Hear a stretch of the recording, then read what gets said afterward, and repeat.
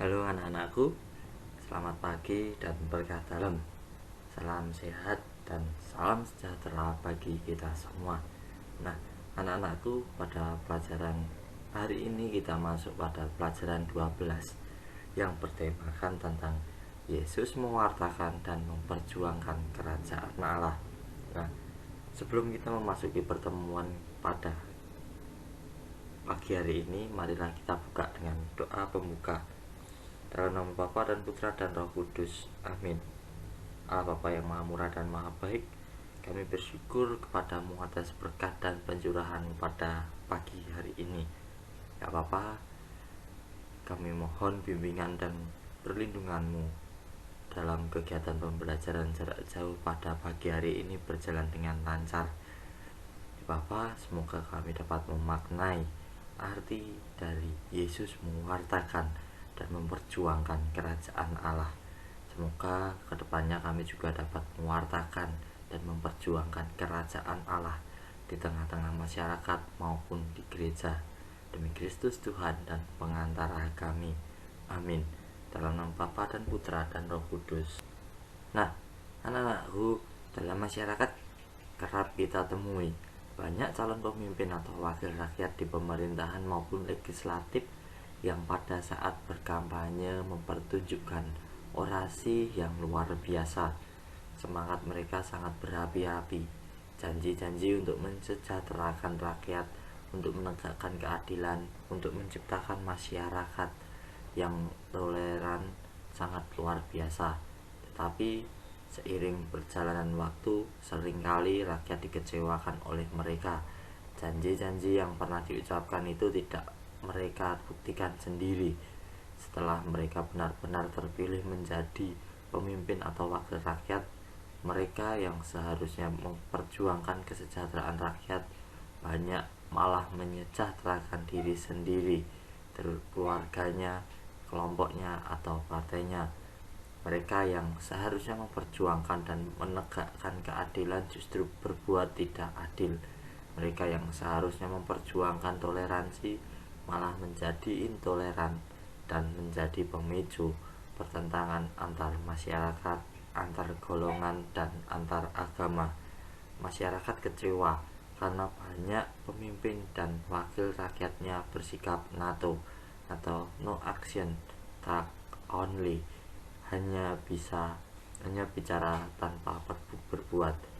Bila demikian halnya yang terjadi, maka lama-kelamaan tingkat kepercayaan mereka makin menipis dan pada akhirnya mereka tidak akan diikuti.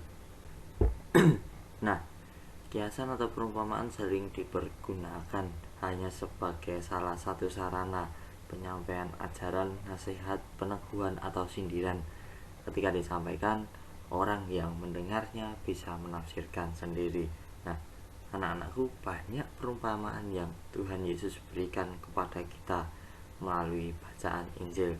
Contohnya, perumpamaan domba yang hilang, perumpamaan tentang anak yang hilang, perumpamaan tentang biji sesawi, perumpamaan tentang gandum di antara ilalang, perumpamaan tentang penabur yang menaburkan benih, dan perumpamaan tentang talenta. Dan masih banyak lagi tentang perumpamaan dalam bacaan-bacaan kitab suci. Nah, kiasan atau perumpamaan biasanya tidak bersifat langsung menunjuk pada orangnya. Penggunaan perumpamaan atau kiasan dianggap mudah ditangkap terutama oleh orang sederhana sekalipun. Dalam pengajaran atau pewartaan, pemanfaat bahasa yang dimengerti pendengar sangat penting. Tetapi yang lebih penting lagi, kesesuaian antara hidup pengajar dengan yang diajarkannya. Nah, anak-anakku, mari kita bersama-sama mendalami pewartaan Yesus melalui perumpamaan dan tindakannya. Menurut kitab suci, bacaan Injil Matius 13 ayat 1 sampai 53. Mari kita baca bersama-sama. Pada hari itu keluarlah Yesus dari rumah itu dan duduk di tepi danau. Maka datanglah orang banyak berbondong-bondong lalu mengerumuni dia, sehingga ia naik ke perahu dan duduk di situ. Sedangkan orang banyak semuanya berdiri di pantai, dan ia mengucapkan banyak hal dalam perumpamaan kepada mereka. Katanya adalah seorang penabur keluar untuk menabur. Pada waktu ia menabur, sebagian benih itu jatuh di pinggir jalan. Lalu datanglah burung dan memakannya sampai habis. Sebagian tak jatuh di tanah dan yang berbatu-batu, yang tidak banyak tanahnya, lalu benih itu pun segera tumbuh karena tanahnya tipis. Tapi sesudah matahari terbit, layulah ia dan menjadi kering karena tidak berakar. Sebagian lagi jatuh di tengah semak duri, lalu makin besarlah semak itu dan menghimpitnya sampai mati. Dan sebagian jatuh di antara yang baik lalu berbuah, ada yang 100 kali lipat, ada yang 60 kali lipat, ada yang 30 kali lipat. Siapa bertelinga, hendaklah ia mendengar. Maka datanglah murid-muridnya dan bertanya kepadanya, "Mengapa engkau berkata kepada mereka dalam perumpamaan?" Jawab Yesus, "Kepadamu diberi karunia untuk mengetahui rahasia kerajaan surga, tetapi kepada mereka tidak. Karena siapa yang mempunyai kepadanya akan diberi, sehingga ia berkelimpahan. Tetapi siapa yang tidak mempunyai apapun juga, yang ada padanya akan diambil daripadanya.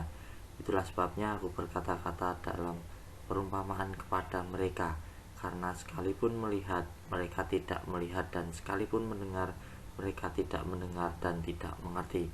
Maka pada mereka genaplah nubuat Yesaya yang berbunyi, kamu akan mendengar dan mendengar, namun tidak mengerti.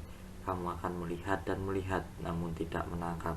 Sebab hati bangsa ini telah menebal, dan telinganya berat mendengar, dan matanya melekat tertutup, supaya jangan mereka melihat dengan matanya, dan mendengar dengan telinganya, dan mengerti dengan hatinya, lalu berbalik sehingga aku menyembuhkan mereka. Tapi berbahagialah matamu karena melihat, dan telingamu karena mendengar. Sebab aku berkata kepadamu, sesungguhnya banyak nabi dan orang benar ingin melihat apa yang kamu lihat, tetapi tidak melihatnya, dan ingin mendengar apa yang kamu dengar, tetapi tidak mendengarnya. Karena itu, dengarlah arti perumpamaan penabur itu. Kepada setiap orang yang mendengar firman tentang kerajaan surga, tapi tidak mengertinya, datanglah si jahat dan merampas yang ditaburkan dalam hati orang itu. Itulah benih yang ditaburkan di pinggir jalan. Benih yang ditaburkan di tanah yang berbatu-batu ialah orang yang mendengar firman itu dan segera menerimanya dengan gembira, tapi dia tidak berakar dan tahan sebentar saja. Apabila datang penindas atau penganiayaan karena firman itu, orang itu pun segera murtad. Yang ditaburkan di tengah semak duri ialah orang yang mendengar firman itu, lalu kekhawatiran dunia ini dan tipu daya kekayaan menghimpit firman itu sehingga tidak berbuah. Yang ditaburkan di tanah yang baik ialah orang yang mendengar firman itu dan mengerti, dan karena itu ia berbuah. Ada yang 100 kali lipat, ada yang 60 kali lipat, ada yang 30 kali lipat. Yesus membentangkan suatu perumpamaan lain lagi kepada mereka. Katanya, hal kerajaan surga itu seumpama orang yang menaburkan benih yang baik di ladang. Tetapi pada waktu semua orang tidur, datanglah musuhnya menaburkan benih lalang di antara gandum itu lalu pergi. Ketika gandum itu tumbuh dan mulai berbulir, nampak jugalah lalang itu. Maka datanglah hamba-hamba Tuhan ladang itu kepadanya dan berkata, "Tuhan, bukankah benih baik yang Tuhan tabur di ladang Tuhan? Dari manakah lalang itu?" Jawab Tuhan itu, "Seorang musuh yang melakukannya." Lalu berkatalah hamba-hamba itu kepadanya, "Jadi maukah Tuhan supaya kami pergi mencabut lalang itu?" Tapi ia berkata, "Jangan, sebab mungkin gandum itu ikut tercabut pada waktu kamu mencabut lalang itu." biarkanlah keduanya tumbuh bersama sampai waktu menuai. Pada waktu itu aku akan berkata kepada para penuai, kumpulkanlah dahulu lalang itu dan ikatlah bekas-bekas untuk dibakar, kemudian kumpulkanlah gandum itu ke dalam lubungku. Yesus membentangkan suatu perumpamaan lain lagi kepada mereka. Katanya, hal kerajaan surga itu seumpama biji sawi yang diambil dan ditaburkan orang di ladang. Memang biji itu yang paling kecil dari segala jenis benih, tapi apabila sudah tumbuh, sesawi itu lebih besar daripada sayuran yang lain, bahkan menjadi pohon, sehingga burung-burung di udara datang bersarang pada cabang-cabangnya. Dan ia menceritakan perumpamaan ini juga kepada mereka.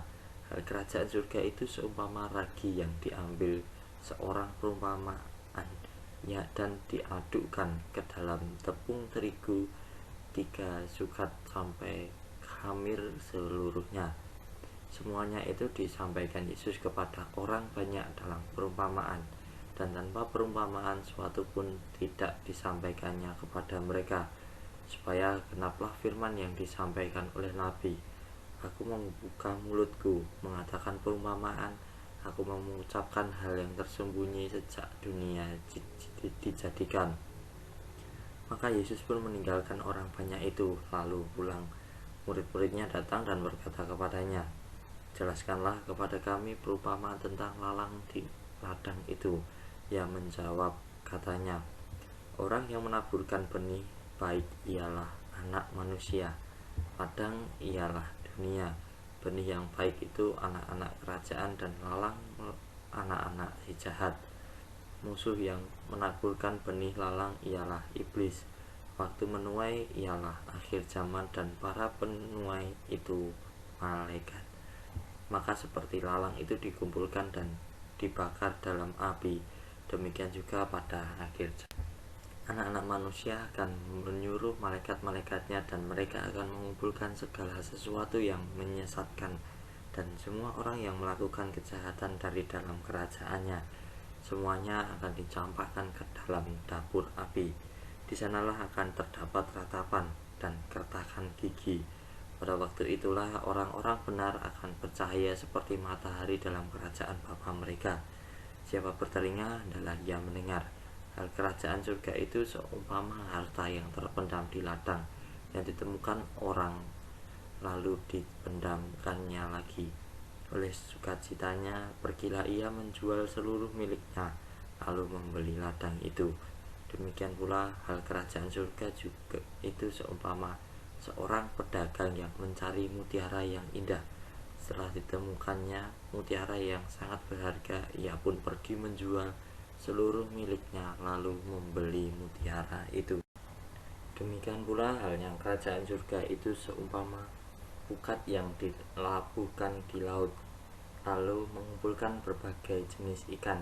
Setelah penuh, pukat itu pun diseret orang ke pantai, lalu duduklah mereka dan mengumpulkan ikan yang baik ke dalam pasu, dan ikan yang tidak baik mereka buang.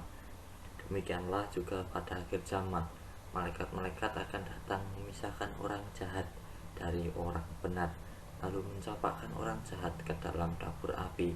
Di sanalah akan terdapat ratapan dan kertakan gigi. Mengertikah kamu semuanya itu? Mereka menjawab, ya, kami mengerti. Maka berkatalah Yesus kepada mereka, karena itu setiap ahli Taurat yang menerima pelajaran dari hal kerajaan surga itu seumpama tuan rumah yang mengeluarkan harta yang baru dan yang lama dari perbendaharaannya. Setelah Yesus selesai menceritakan perumpamaan-perumpamaan itu, ia pun pergi dari situ. Nah, anak-anak yang terkasih, dari bacaan perikop kitab suci Injil Matius tadi dapat disimpulkan bahwa dalam banyak kesempatan Yesus mewartakan kerajaan Allah dengan menggunakan perumpamaan. Perumpamaan itu diambil dari hal-hal yang sangat dekat dengan dunia pendengarnya. Misalnya, dengan menggunakan simbol penabur, biji sawi, dan sebagainya.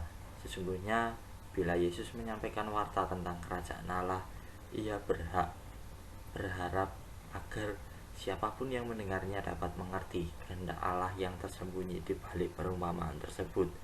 Tapi pewartaan Yesus melalui perumpamaan baru akan dimengerti bila manusia memiliki sikap mau mendengarkan, tidak sekedar mendengar tapi memperhatikan dengan seksama dan tidak sekedar melihat.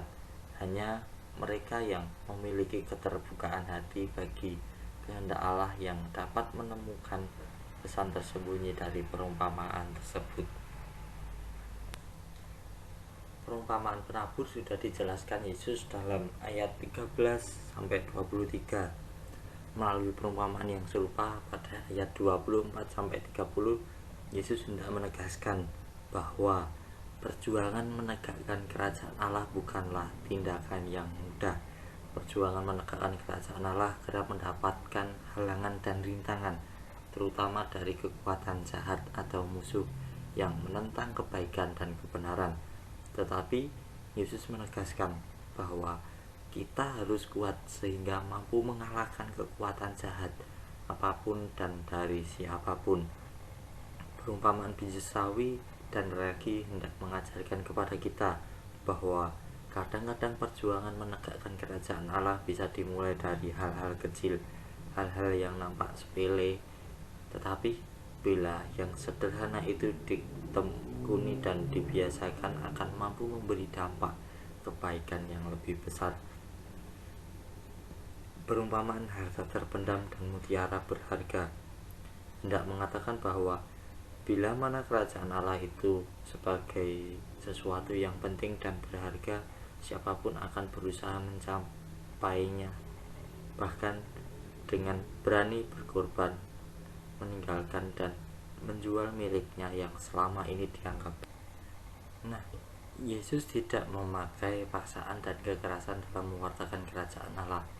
Walaupun demikian, melalui perumpamaan pukat di akhir zaman, manusia akan diadili dan dipisahkan antara yang menerima dan melakukan kerajaan Allah dengan yang menolaknya. Kerajaan baru berhak dan membangun hidup kita bila kita mau mengosongkan diri, membongkar hidup kita yang lama, meninggalkan apa yang selama dianggap paling baik dan berguna bagi hidup, dan sepenuhnya menerima Yesus sebagai juru selamat yang lebih berharga dari segalanya dalam hidup. Nah, sekarang mari kita bersama-sama menghayati pewartaan nilai-nilai kerajaan Allah yang dilakukan Yesus dalam kehidupan sehari-hari. Nilai-nilai duniawi dan nilai-nilai kerajaan. Yang pertama, uang dan harta kekayaan.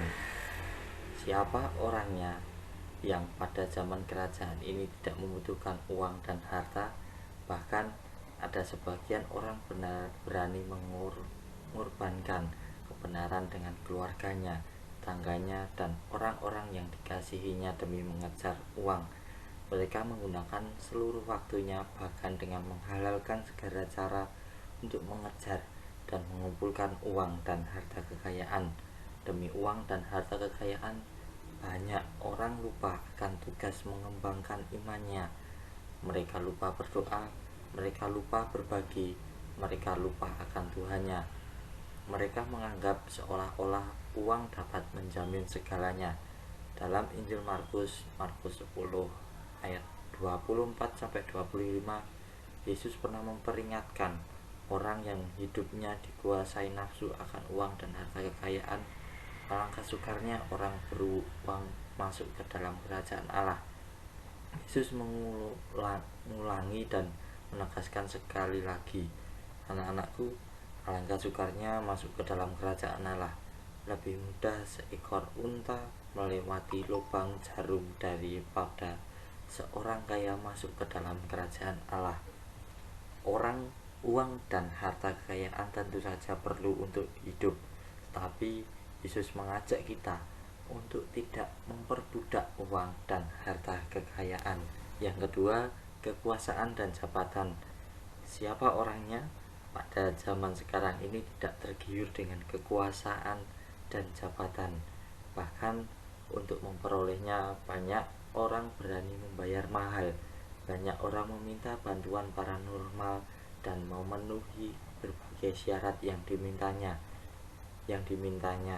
Dengan kekuasaan dan jabatan, banyak orang bisa mendapatkan segala yang diinginkannya. Dengan kekuasaan dan jabatan, banyak orang merasa senang karena ditakuti, dihormati, disanjung oleh orang lain. Dengan kekuasaan dan jabatan, banyak orang merasa dapat memperlakukan orang lain sesuai dengan keinginannya. Sebagai anak Allah, Yesus mempunyai kuasa dan jabatan melebihi kuasa dan jabatan manusia, bahkan lebih tinggi dari malaikat. Tapi semuanya itu tidak ia gunakan, melainkan telah mengosongkan dirinya sendiri dan mengambil rupa seorang hamba dan menjadi sama dengan manusia. Nah, yang ketiga, harga diri dan kehormatan. Harga diri, kehormatan atau gengsi tentu saja penting bila ukurannya didasari kebenaran dan kelayakan serta diperoleh dengan cara yang baik atas dasar tertentu. Diri seseorang perlu dihargai, tidak boleh dilecehkan, tidak boleh dihinakan. Tapi dalam zaman sekarang ini, harga diri, kehormatan atau gengsi sering disalahartikan. Banyak orang mengukur harga diri dari apa yang dimilikinya, seperti pangkat, kedudukan, harta, bukan atas dasar kepribadian dan keteladannya. Demi menjaga harga diri, orang yang bersalah berani berbohong dan mengaku seolah-olah benar. Demi menjaga harga diri, seseorang pimpinan menimpakan kesalahan dan bawahannya pada bawahannya.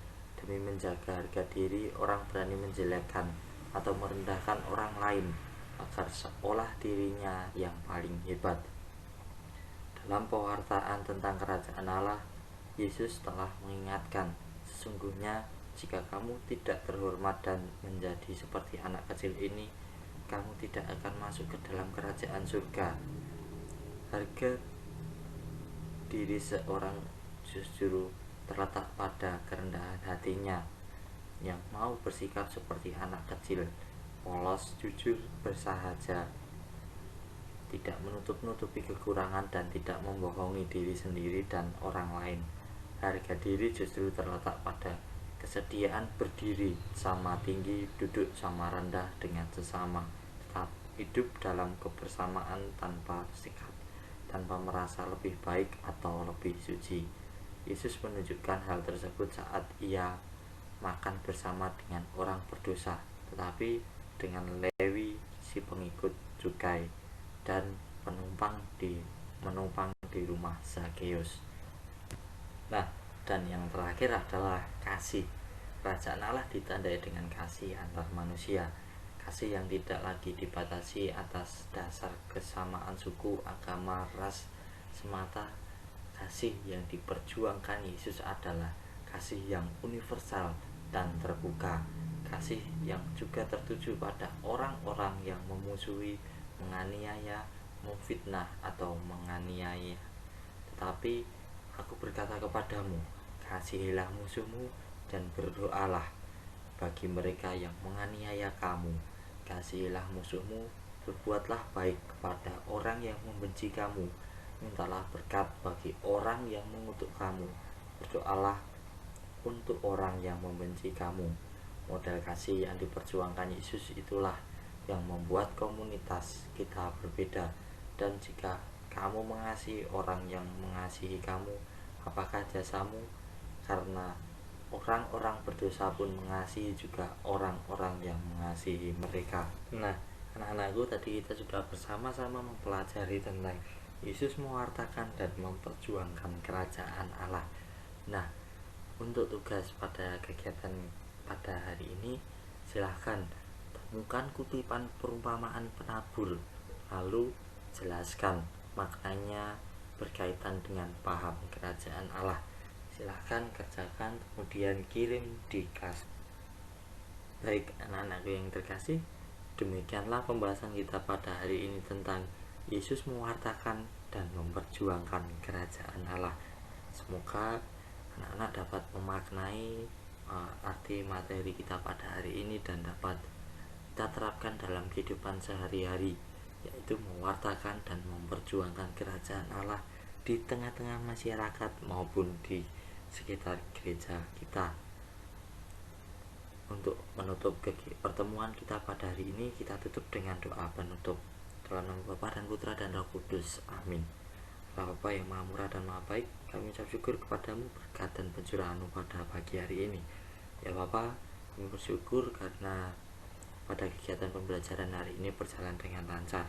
Dan Bapa, kami berdoa semoga kami juga dapat memaknai arti dari Yesus mewartakan dan memperjuangkan kerajaan Allah, dan kami juga dapat menerapkan dalam hidup kami sehari-hari, yaitu mewartakan dan memperjuangkan kerajaan Allah di tengah-tengah masyarakat dan di sekitar gereja kita masing-masing.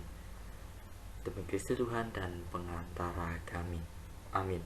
Dalam nama Bapa dan Putra dan Roh Kudus. Amin. Terima kasih anak-anakku. Tetap semangat, tetap jaga kesehatan. Berkah dalam.